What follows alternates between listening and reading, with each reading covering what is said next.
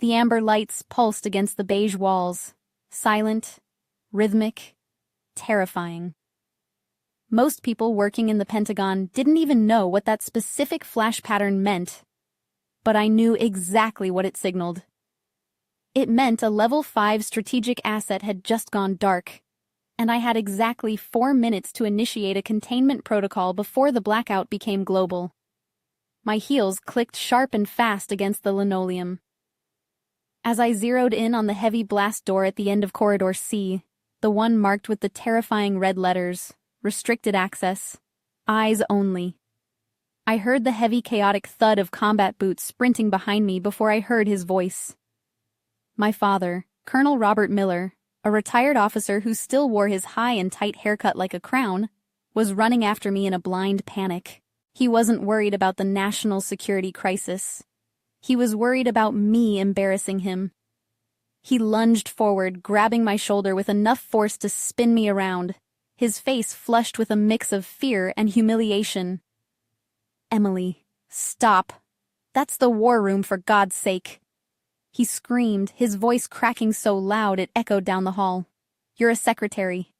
Get back to the tour group before you get us both arrested." I didn't flinch, and I didn't apologize. I looked down at his hand on my blazer, the hand of a man who had spent 30 years underestimating me. And then I looked him dead in the eye. I brushed his grip off with a sharp, calculated motion that left him stunned. Then I turned back to the door. I didn't swipe a badge. I didn't punch in a code. I simply leaned forward. The retinal scanner swept a beam of red light across my eye, chirped a happy confirmation tone, and the 6-inch steel bolts retracted with a heavy hydraulic hiss. The air inside was freezing, scrubbed clean by military-grade filtration. Around the massive digital table, 12 four-star generals were arguing over the blackout. But the moment I stepped across the threshold, the room fell silent. They didn't reach for their sidearms. They didn't call security. One by one, the Joint Chiefs of Staff stood up. General Hale, the chairman, looked past my shoulder at my father, whose jaw was practically on the floor.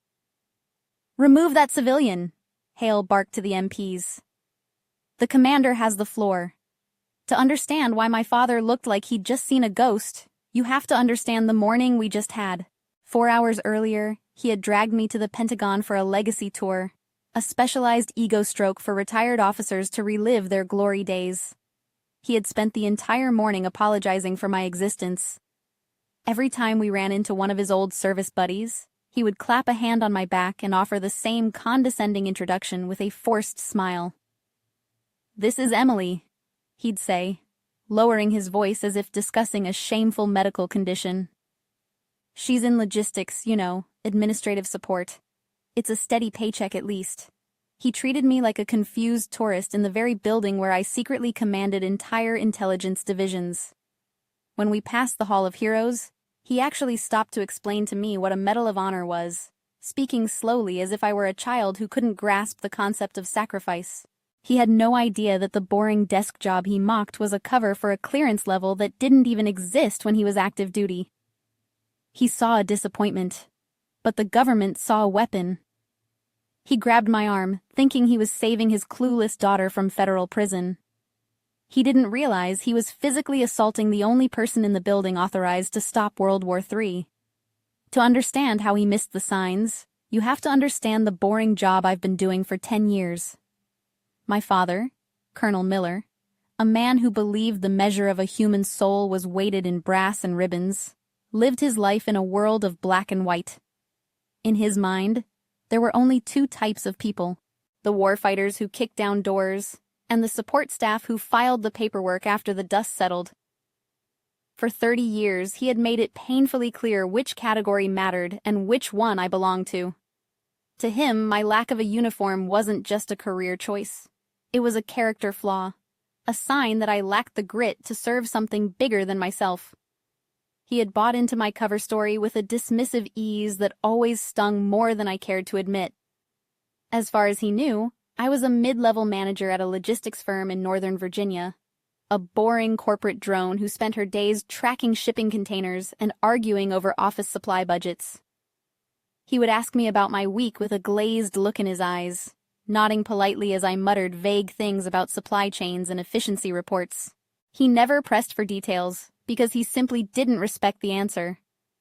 He assumed my biggest stress was a jammed printer, never realizing that the shipping containers I tracked were actually mobile ballistic missile launchers moving through hostile territory. The contrast became unbearable whenever my cousin came to visit.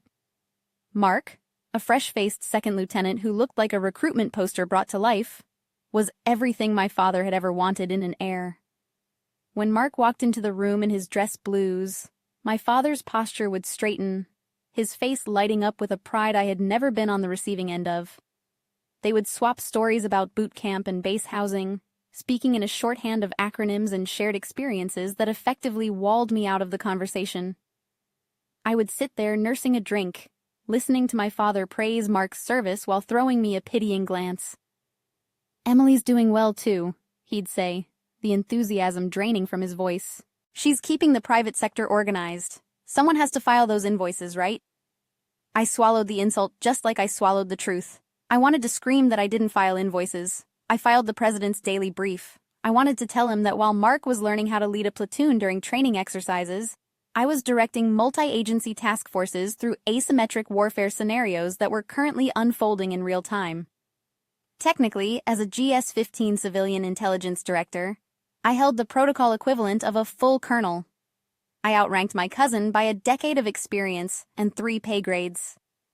But in my father's house, rank was only visible if it was pinned to your chest. The tension came to a head during the tour.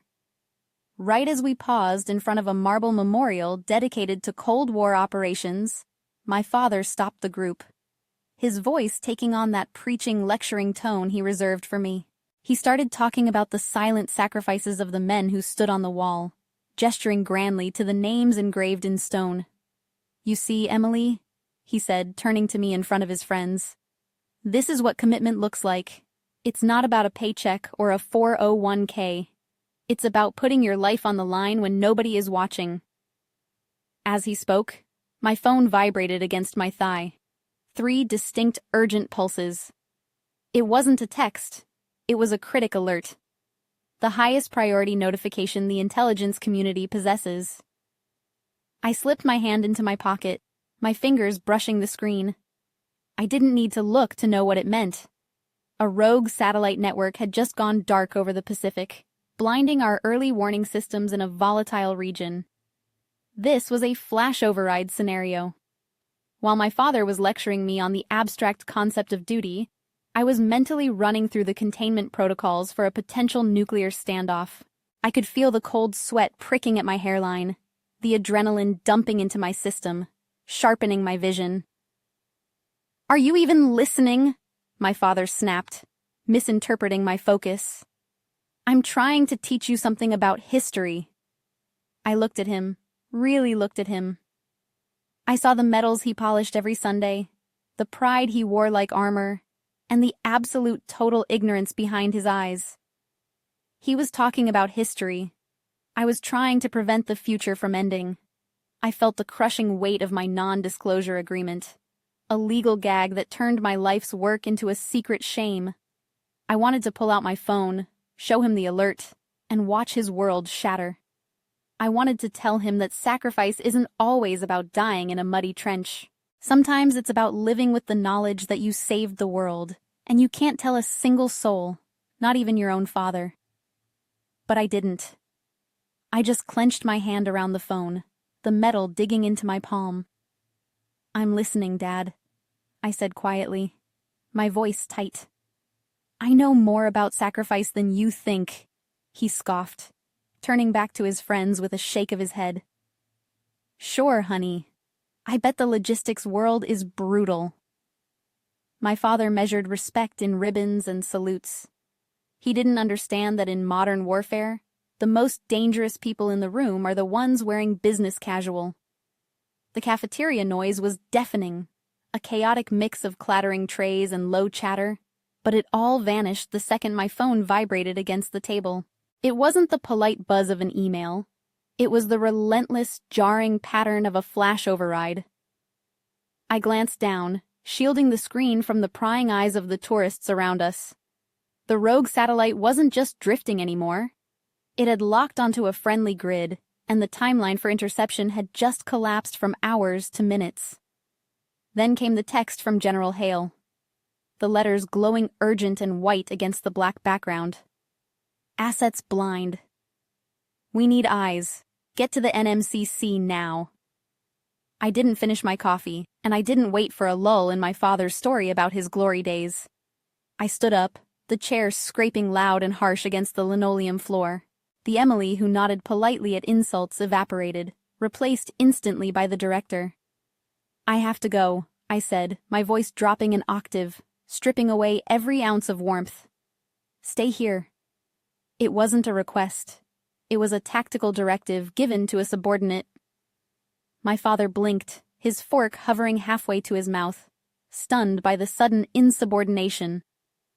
Excuse me, he sputtered, his face flushing red. Emily, sit down. You can't just wander off in the Pentagon. You don't have the clearance to go to the bathroom without an escort, let alone, I was already moving.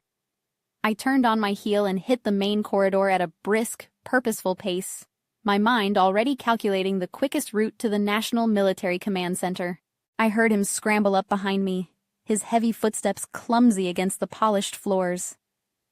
Get back here, he hissed, trying to keep his voice down but failing miserably. He was terrified, not of the global crisis unfolding on my encrypted server, but that his civilian daughter was about to wander into a restricted zone and stain his reputation. I took a sharp left toward the service elevators, bypassing the tourist route entirely.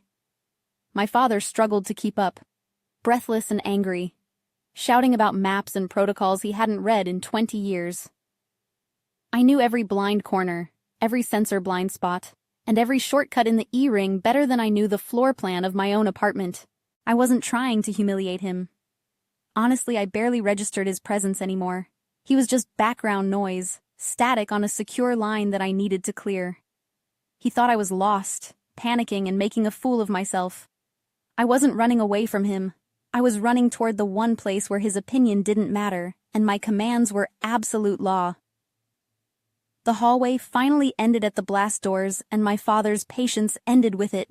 He lunged past the no loitering line, waving his arms at the armed military police officers stationed there, frantically trying to preemptively apologize for what he thought was my breakdown. "Officer, my daughter is confused," he shouted, his voice echoing off the reinforced steel like a gunshot. "She's having an episode. I'll handle this. She doesn't know where she is." He pointed a shaking finger at me, his face a mask of absolute mortification. "Emily, step away from that scanner right now before you ruin your life." I didn't even turn my head. I could feel the heat of his anger radiating off him, a familiar burning sensation that used to make me shrink into myself. But today, it just felt pathetic. I stepped up to the biometric reader, the laser mapping my retina in a fraction of a second. The heavy hydraulic lock disengaged with a sound like a cracking whip, followed by the deep, pressurized hiss of the seal breaking. My father stopped mid-shout, his mouth hanging open as the massive door swung inward, revealing the chaotic hum of the National Military Command Center. Inside the room was a wall of noise, phones ringing, analysts shouting coordinates, the hum of massive server banks processing global threats. But the moment I crossed the threshold, the atmosphere shifted violently. General Hale, the chairman of the Joint Chiefs of Staff, a man my father had worshipped from afar for decades, looked up from the central map table. He saw me, and his posture snapped rigid. "Room attention!" he bellowed, his voice cutting through the din like a knife. The effect was instantaneous.